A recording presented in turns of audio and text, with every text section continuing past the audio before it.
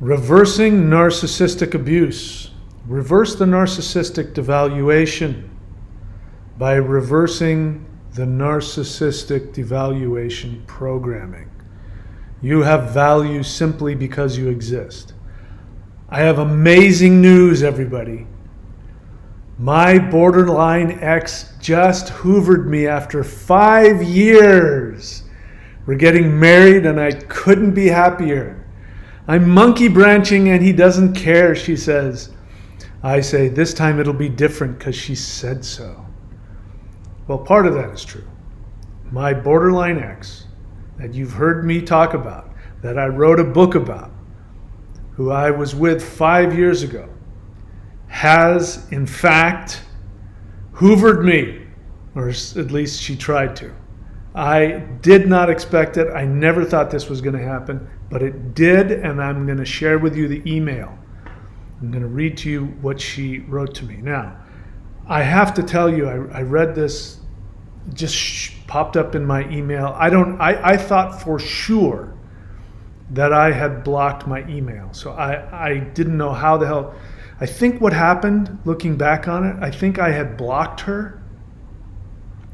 And then I think in a codependent, craze, I think I might have unblocked her and then forgot about it. Because I know that I blocked her on Facebook and I blocked my phone. I have a completely different phone, so even if she wanted to, I have a US phone now. I was in Australia at the time. She couldn't get a hold of me if she wanted to. It's very possible she's texted me, for all I know. I don't know.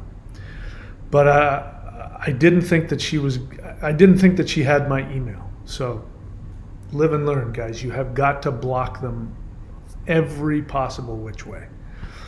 Anyway, no, I'm not getting back together with her, and we are not going to get married. What absolutely shocked me, though, was when I read the email, the level of sociopathy in the email. By the way, sociopathy just means that you don't have an empathic awareness of the other person. That the other person really is not there. They're just sort of a stick figure. They're not really a person. You don't really see them and understand their feelings, because the things that she said was shocking to me. And it made me realize, because I went back in time and I started rethinking my interactions with her, and I'm realizing that as I looked back on it, I actually gave her more empathy than she had. And I'm realizing she's an extremely psychologically wounded person that does not have the ability, and never, ever saw me as a person, never truly saw me, my feelings, my emotions. And the borderlines who watch this channel, every time you come on here and if you say something like, we have empathy, we need love too, and you try to tell me how I'm wrong, you have no idea how sociopathic that is. To not, wanting to argue with me about whether or not you have empathy or whether or not you're a narcissist. And you're not acknowledging the tremendous damage that everybody on this channel who's watching this has experienced, and the life destroying narcissistically traumatic wounds they've experienced that ends up destroying them for the rest of their lives. The fact that you don't even address that shows your complete lack of empathy, even while you're trying to argue how much empathy you have, because you're making it all about yourself. And this is what I found out. She is hoovering me, and it's all about her, and she's making everything about her. And I'll get into some of the details.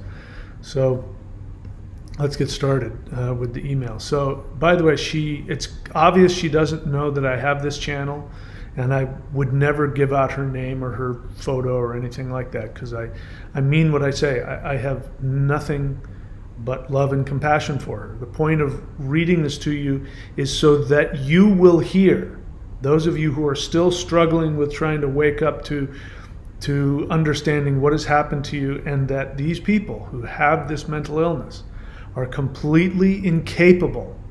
They are incapable of loving you and seeing you. They are incapable of doing anything other than using you and hurting you. Of course, we're talking about untreated borderlines. Borderlines can be treated if they get DBT therapy, DBT group therapy, and do the DBT exercise workbooks on a daily basis. If they put a lot of effort into that, they can learn how to suppress their symptoms. And it was shocking to me because I've wondered, it's been 5 years. I've wondered, I wonder where she's at. I wonder what's happened to her. And now I know nothing has changed. In fact, it's worse. She's worse than she was. So if you guys think that you're going to be with somebody who has untreated BPD and that somehow it's going to get better, it's not going to happen. They can't love you.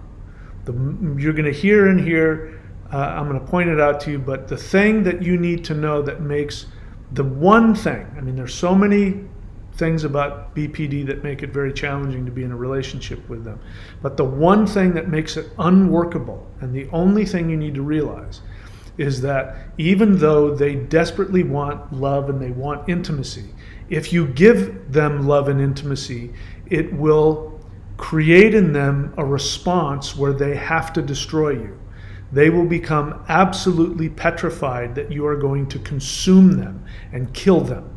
So trying to figure out what to say, what not to say, how to say the right things, walking on eggshells is a complete waste of time. Because the moment that they feel any actual love from you, it's going to flip on a switch. They're going to become a psychopath, and they're going to destroy the relationship out of fear. They think they unconsciously think that your love will kill them. And if you can't understand that, you're just going to have to keep trying until you get destroyed. And again, the only way out of this is to work the 12 steps. If you don't want to work the 12 steps, I can't help you. I can guarantee you, if you don't work the 12 steps after being with somebody like this, that you will not completely heal from this. Won't happen. I just got somebody left a comment saying how wrong I was. And I said, let me guess where you think I'm wrong. You think I'm wrong about working the 12 steps. And they said, yes, I haven't worked the 12 steps, but I think that therapy can help. And I said, listen, I've been in therapy for over 30 years. I've been in group therapy for over 30 years. I've been working the 12 steps for 40 years.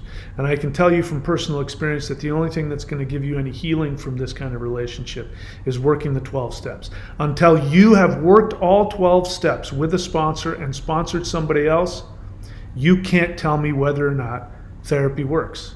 I can tell you therapy won't work. It won't fix you. But the 12 steps will. Borderlines, on the other hand, DBT therapy can help. So, all right, let's get into it. Again, this is after 5 years. She destroyed me, absolutely destroyed me. I was so completely devastated and torn to shreds by what she did that I was suicidal. I had never been so suicidal in my life. It is the single most depressing, condensedly toxic experience of my entire life, and that's saying a lot. I grew up in an alcoholic family. I had an alcoholic father, a borderline tendencied mother, a psychopathic, abusive older brother, and I'd been married and divorced. I went through the death of my fiance, who was my soulmate. And the relationship with this borderline was far more traumatic and damaging to me than any of those things. So, and then she messages me back, and here's what she says. She says, "Hi, Michael. I hope you don't mind me messaging you, as I know that when we parted, it was not on good terms, and I do apologize for the way that all of that happened. I was in a fragile state and processing a lot of trauma." In other words, it's not her fault. She was having some emotions. It was difficult for her. So it's not her fault. But it's okay now, because now she knows that she was having a hard time, and so I should just let that go. And, I hope it's okay. Sociopathic. She goes on to say, I had not fully realized at the time the extent of how much the 3 previous relationships I had before you were profoundly abusive to me, both physically and psychologically. And I think that I was exhibiting signs of psychological trauma, dissociation, and other mental and emotional issues, which I can see must have been very confusing for you to deal with. I apologize for any impact that had on your life.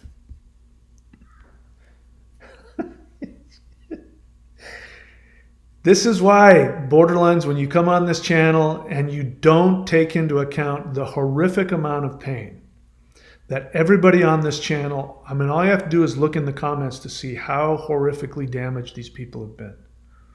You've been damaged. You know what it's like to be damaged. For you to come on here, drop your, you don't know what you're talking about. Stop conflating this with this. Stop stigmatizing borderlines. We have empathy. If that is the first thing that comes out of your mouth and you don't acknowledge the level of unbelievable trauma we've gone through by being with untreated borderlines, then you are proving that you have no empathy. You are proving that you're sociopathic.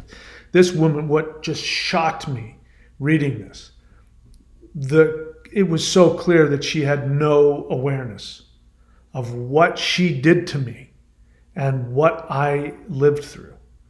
And if I hadn't had, at that time, almost 40 years of 12-step recovery and almost 30 years of therapy, if I hadn't had that, I might have killed myself. I was in so much pain. I was so devastated. She has no idea.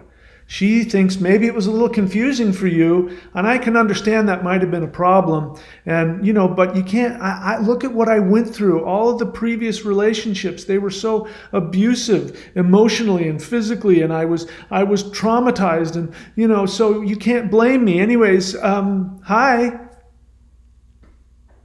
No clue. That's when I read that, I was actually shocked at the level of sociopathy. No awareness. Now you want to know why BPD is NPD? It's the same thing. Same level of sociopathy. We're not talking about borderline comorbid NPD. We're talking about pure borderline. This is a pure borderline thing that's happening here. And she has the level of empathy, the same level of empathy as a so-called NPD, not BPD. Same level of sociopathic disregard for what she did and how it affected me. She goes on to say, listen, it gets better. She says, I'm reaching out now as I have discovered that the man I have been in a relationship with has in the last month become abusive almost overnight. It is a big shock to my system, and I need to find help to get myself out of the situation.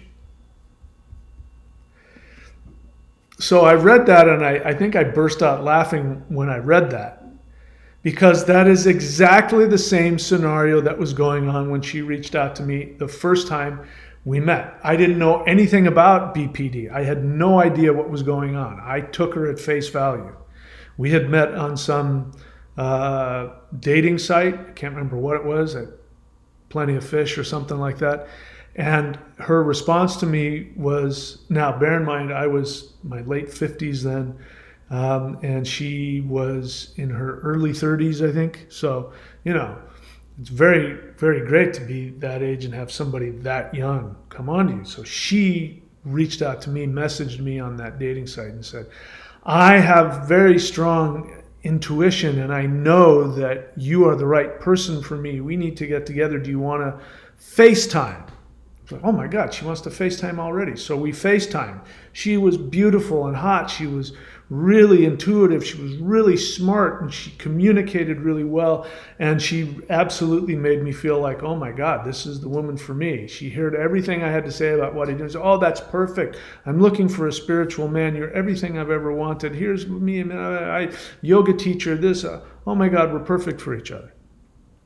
And then I find out after that, oh yeah, and by the way, I'm still with my boyfriend and we haven't completely broken up yet. And I'm in the process of breaking up with him. And then once I do, we'll get together.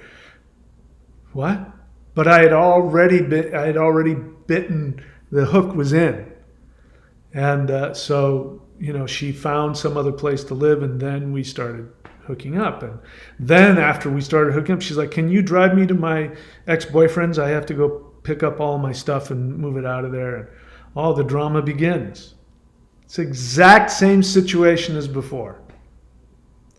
Except I'm reading this, and here's what we'll get into that. But it sounds like she's living with him, and he's probably financially taking care of her. And now she's decided to leave because he's magically, instantaneously out of the blue become abusive, and she has to get out of this situation. It's a huge shock to her system, which is of course exactly what she did to me. According to her, I suddenly became abusive and she couldn't have any contact with me. It continues to get better. She says, I am aiming to find a good support network to help me, and strong men, plural, and strong men who are open to helping me to be empowered to make my way out of this relationship and start a new life. Holy crap. I mean, it just gets worse. As I was reading this, it was impacting me at the level of sociopathy that she has no idea. Here she is trying to hoover me back. She wants me to come pick her up, take her out of this guy's house, have her come live with me, help her get back on her feet. And then she goes on and says, I'm looking for strong men. She doesn't say I'm looking for strong people, I'm looking for friends. I'm looking for men, more than one. I've got my eyes out for more than one man who can help me and give me what I want to take care of me and get me out of this. I was like, oh my God. I mean, you've just started hoovering me back and you're already monkey branching. I haven't even responded and you're already monkey branching to other men.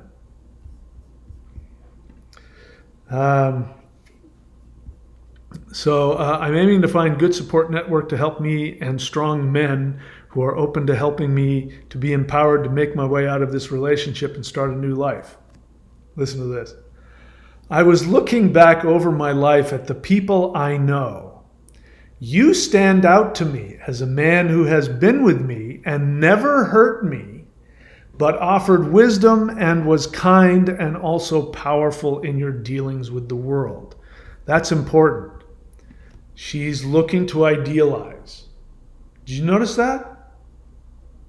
She's now idealizing the relationship. She's forgetting the fact that she split on me. I can't tell how many times that she broke up with me and discarded me and accused me of doing horrible things. According to her, I never hurt her. But then, if you were to talk to her then, she would say how many times I've disappointed her, hurt her, judged her, tried to destroy her life. According to her now, she's seeing things clearly. I never hurt her once. Unbelievable. And what's important to her is that I'm a strong man who, how did she put it? She said, who was powerful in your dealings with the world. This is very important. This is borderline idealization. She's turning me into God. She's not just looking for a friend. She's not just looking for a shoulder to cry on. She's not just looking for somebody to help her move her stuff. All that stuff is okay. She's looking for somebody who has powerful dealings in the world. She actually put that in there. We are seeing into her fantasy world. That is not a normal thing. Normal people don't talk like that. Normal people say, listen, I'm in a really bad situation and I need some help. Can you come pick me up? I'm just looking for friends. I'm looking for anybody that can help me. I really need some help and some support. No, she doesn't just need help and support. She needs strong men. And she needs somebody who's not going to judge her. Apparently, according to her, I never judged her. I was always kind and I was always whatever. And I had powerful dealings in the world so that I can surround her with my power, keep her safe. This is childish. This is her infantile idealization, her parentification. That sounds great. If I didn't know what borderline personality disorder was and somebody described me like that, of course, that would be so empowering to my ego. No heterosexual man doesn't like to be thought of that way. Oh my God, she sees me as somebody who has powerful dealings in the world. But now that I've been there, I know what that means. And it means that the moment she realizes I'm not God, she's going to drop me in a heartbeat. I thought you had powerful dealings in the world. That's why I came to you. So drop me in a heartbeat the moment that fantasy discards. So, you have to realize that when you're being idealized, you're being abused. You're being objectified and you're being devalued. You're being turned into an object because you're not a human. You're being seen as more than that. And you're being objectified because they want your power. None of this. Notice how, except for, I'm sorry if that confused you. Other than that, she hasn't said anything about me, my needs. She didn't say, I was thinking about you and I realized what an amazing person you are. And I realized how much I would love to see you happy in the world, and I would love to see you be filled with joy. I've realized that I could have been a better partner, and I want to give you none of that. I'm looking back and I'm realized that you never hurt me and that you were very powerful, and then you can give me what I want. That's what she's saying. I am nothing but an object to her. This just was so glaring to me because I honestly was looking back and remembering her as having more empathy than that. I remembered that when she split on me, she was psychopathic and sociopathic. But here she is hoovering, and even as she's hoovering, she has no empathy for me whatsoever, doesn't see me as a person, has no awareness of, other than I know that he might be upset with me, so let me just, hey man, if there's something I did that pissed you off, I'm really sorry, but hey, anyway, I need your help. Outside of that, just zero awareness of that there's another person with feelings. I am only there to give her what she wants. And I'm not wrapped up in my codependence anymore. So none of those things, there's no place for a hook to go in. Unlike when I first met her. So she says, would you be open to reconnecting with me via Zoom or talking on the phone? Notice how she goes right into, I want you to call me. Because if I call her on the phone, of course, she can do her magic. She use her voice. She'd much rather do it through Zoom because then she can doll herself up and look pretty and flirt with me. And then, of course, and they're very intuitive, so they'll figure out where you're at very quickly and find out the way into your emotions and the way into your ego and to make you feel better about yourself and to puff up your ego. And if you're a codependent, you're desperate for that. And so you think that means that she loves you and she sees you. She doesn't. So she wants to get on the phone right away because also if I get on the phone, because she still thinks I live in Australia, obviously, and I don't. But she thinks if she can get me on the phone, she can go, and why don't you come get me? Why don't you come down and get me? My boyfriend's gone. I'll come and get me. I'll come and stay with you. I'll cook you dinner. Do you want a back rub? Would you like to have sex? That's what's coming next. That's why she wants to go straight to the phone, straight to, if she'd much prefer to have a Zoom call. That's what she's looking for. And what struck me, in the past 5 years, I've grown leaps and bounds. I'm nowhere near the same person I was. My life is so much better in so many ways. She's exactly where she was when I first met her. In fact, she's worse. She's now getting older. She's got to be pushing 40 by now. So if you're a woman and you use your looks to get what you want from men, it starts to get more and more difficult, which is why she's reaching way back. She's going back 5 years. She doesn't have any. She's obviously running out. She's burned too many bridges. She can't get the hot-looking 20, 30-year-old guys, 40 years old, 50 years old. She's got to, So she's, again, the thing that just blew my mind was that she's made it very clear. I'm looking for men, not a man. I wasn't thinking of you. It wasn't like she said, this wouldn't, if I was trying to do what she was doing, I would have at least said something like, I thought about you and how special you were. And I realized what an amazing person you are. And I realized I want to be with you. She doesn't say that. She says, I want strong men who are going to come and help me. And the fact that it just bounces right off her head. She doesn't have any awareness of how sociopathic that is. Now you guys wonder, for those of us that have been on this side of it, you wonder why we supposedly conflate BPD with NPD? Because the level of sociopathy is identical. There's no difference. And I'm not the only one that says that. Sam Vaknin's very clear about that as well. When it comes to certain aspects of BPD, it's identical to NPD because it is. And when I talk about that, I'm talking about the impact. The emotional and psychological impact to the victim is identical, whether you're a borderline or whether you got NPD. Because the level of sociopathy, the level of using people, tossing them aside, and not even having the ability to be aware that the other person that you're trying to hoover is actually a person with feelings. She doesn't even know. She doesn't even know how to portray herself in such a way that I would think that she sees me, because she never did. And because I don't have an emotional attachment. When she first met me, I had just lost my fiance who passed away, and I was devastated. I was in so much pain, so I wasn't seeing clearly.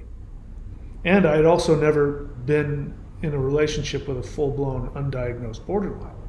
Now that I have, and I've healed on that because I've worked the 12 steps on this relationship, none of those things penetrate. But now, since they're not penetrating, I can see clearly what the hell is not only happening now, but what happened 5 years ago.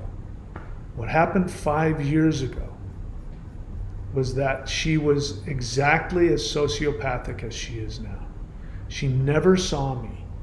She never truly felt for me. She never truly understood me. She never saw me as another person. And she never truly understood or cared. She never had time. It's not that she's an evil person and doesn't want to think about my needs. It's that she literally doesn't have the ability. That program is missing in her. The ability to even think and be aware of other people. Not only what you're doing to them and how it affects them, but that people have feelings. She's the only one that has feelings here. And that's sociopathy. That's infantile sociopathy.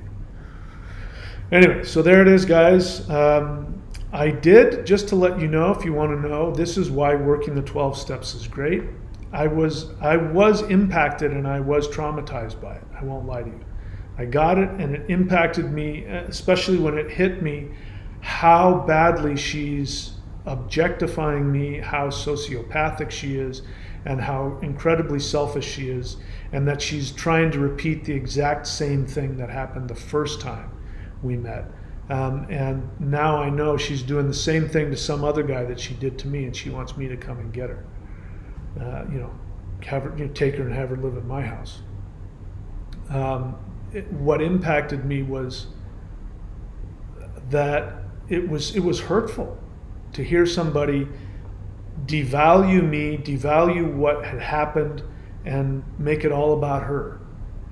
She's the one that was going through so much. It's not her fault that she was hurtful to me. Sorry that that was confusing to you. And oh, by the way, this guy's being abusive to me out of nowhere, and it's a shock to my system. It's all about me. I need strong men. Oh, by the way, you're a strong man. You can come and do what I want.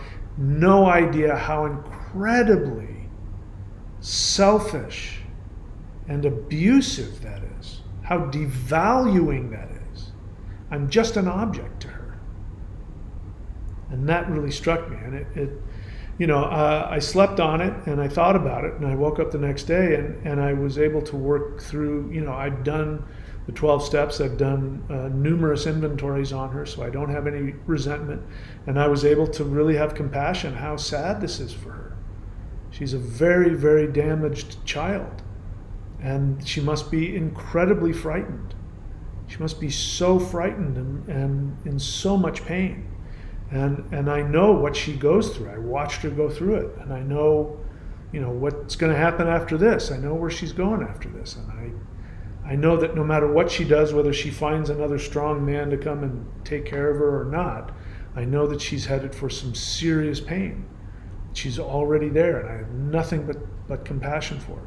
So I recorded a video and I sent it to her, and I told her how much I loved her, and I told her how beautiful she was and what a special person, and that, that I know that she's been through a lot. She's going through a lot right now. And, I gave her some advice on how to meditate and find her center.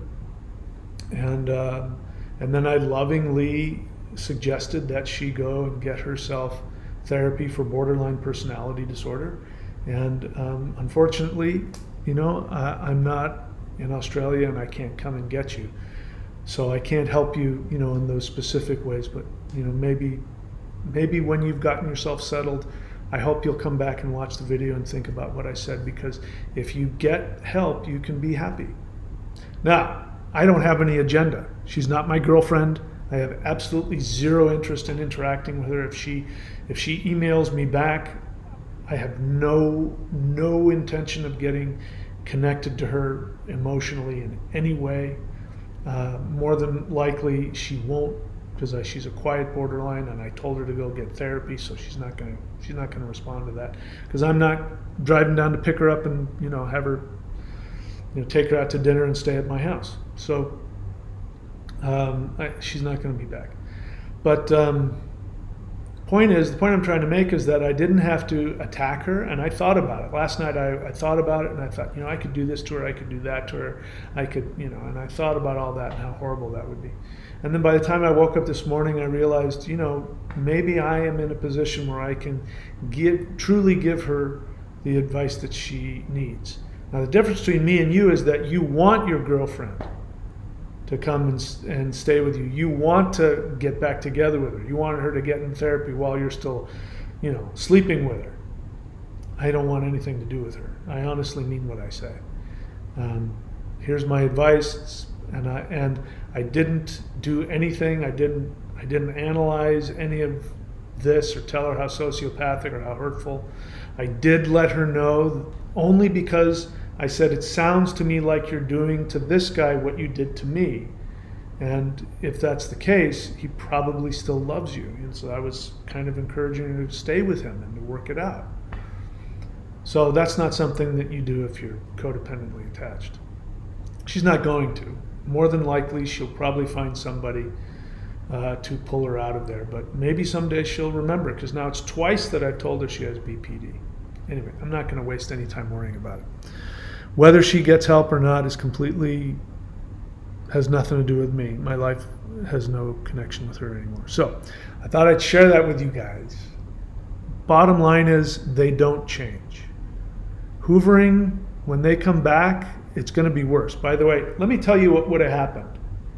If let's say that 5 years had gone by and I hadn't done all the 12 steps and worked on myself, here's what would have happened. She would have hoovered me back. I would have thought about how much pain she's in. I would have seen the apology, and I would have turned that into something bigger than it was. My ego would have responded to the man who deals strongly in the world. I would have felt an urgency because she made it clear that she's got feelers out for other men, so I've got competition. So I better get on the phone and talk to her now so I can go and save her. Maybe I can get some quick sex out of it, and then she'll realize I'm the one. But because she's already been with me, and she's already had the initial idealization that she had when she first met me, because she's already had that and discarded me, she doesn't see me the same way that she did the first time we met. So she already knows that I'm not perfect. She's telling herself, he'll come and get me and maybe it'll be okay. Maybe I can make this work. But she doesn't have the same level of idealization. And so what would have happened is that if I were lucky, maybe she might idealize me for a couple of days. More than likely, though, she would put up with it. She might even put out, might even cook me some dinner, might even give me a back rub or something, because she wants to be able to stay in my house and have me take care of her until she can find somebody else to monkey branch off of. Because that would have been her next plan. Her next plan would have been, okay, who else can I monkey branch? I already did this guy and he's not what I want. So who's next? And so it would have been even worse. She would have then suddenly decided that I was abusive to her. The other thing that could have happened with this guy, I had 40 years, almost 40 years of sobriety when I was with her. So I have the ability not to explode when I get angry. But it didn't mean that I didn't want to. She was so frustrating and so hurtful, and the back and forth and the accusing me of things I never did, making me fall in love with her and then turning around and rejecting me. I mean, I wanted to flip out. I didn't. So it's very possible that this guy might have become abusive. He might not have the ability to, do what I did. I also left her. I also walked away from her. I had enough sobriety to go, this isn't going to go anywhere. She's not going to be there for me. This is what she's doing is not going to end. So I said, I don't want anything to do with you. Don't contact me. Block me. I don't want any more contact with you. I broke contact with her. So he might not have that ability, which means that he's deeper into it. She's living in his house.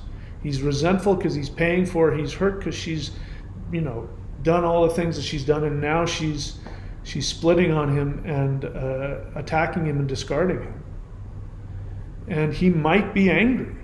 He might be angry. He might even be violent because he's been absolutely destroyed by somebody he really loved, and she's making him crazy. I don't know. I'm guessing he's not violent because she would have said so. I'm guessing that he's hurt and angry, and she's calling that abusive. Of course, he's only hurt and angry because she's already discarded him and wants out. That's what I think is going on. But that's what would have happened. If I hadn't done all the work that I've done, which I'm telling you guys to do, you think I haven't seen her, I haven't talked to her for years, I'm going to be fine. Wait till she shows up. Wait till she shows up 3 or 4 years later. Wait till she shows up. See how strong you are. You'll be right back into it. Only this time it'll be worse, and she'll destroy you more quickly. And on the way out, the parting shots will be far worse. She will do everything she can. She'll honestly think that you're out to destroy her. And why didn't I see that's the first time while she's monkey branching off to the next guy, slashing your tires and destroying your reputation? Could be far worse. My borderline ex was quiet, so she didn't do that. Yours might be a lot worse. In any case, work the 12 steps. The only way out of this, the pain that comes from these relationships do not go away no matter how long you are away from them. This infection will last for the rest of your life, and it might even be lethal. So get your rear end to a meeting and get a sponsor. I recommend ppgrecoveredcodependence.org or adultchildren.org. Worst case scenario, go to coda.org. Coda is notorious for not, sponsoring me. Adultchildren.org, they will sponsor you. ppgrecoveredcodependence.org, they will sponsor you. Look it up. Take care of yourselves.